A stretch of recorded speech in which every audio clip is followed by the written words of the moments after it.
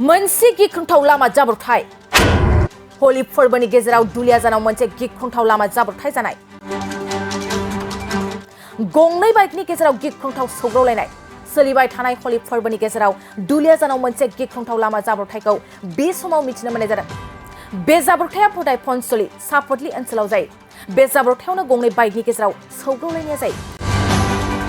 सुलुंनिफ्राय मिथिनो मोननाय बादिब्ला दुखुनांथाव बाथ्रानि बे जाब्रबथाय जानायाव भटाय पन्चली सापटली ओनसोल नं 3नि चन्दन शर्माखौ जिउ गोमादों होनना मिथिनो मोननाय जादों आरो बे जाब्रबथायावनो मनदीप लाहन आरो अजय हेमब्रामखौ गोब्राबै जोखोम जादों होनना मिथिनो मोननाय जादों।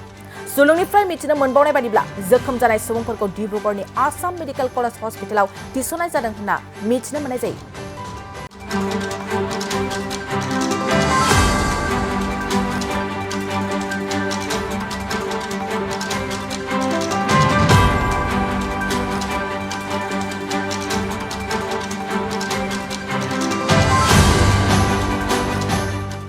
साख्रि नागिरग्रा सुबुंफोरनि थाखाय गोजोनथाव खौरां।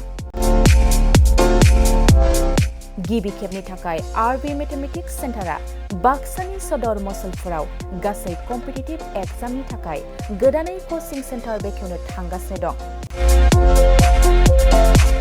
जायफोर सुबुंफ्रा गोजान जायगायाव थांनानै कम्पिटिटिभ एग्जामनि थाखाय कचिं लानो हायाखैमोन बिथांमोना बे बारनिफ्राय बे कचिंनि खाबुखौ आरबि मेथमेटिक्स सेन्टारनि जोहै मसलपुराव मोननो हासिगोन।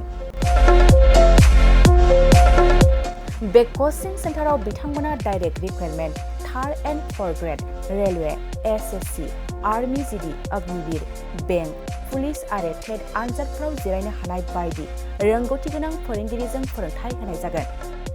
बे कचिं सेन्टारनि सोमोन्दै आबुङै मिथिनो थाखाय 9101 450 597 6900 5847 14 आरो 9365 1322 जानबुं अनजिमायाव खौरां लानो हागोन।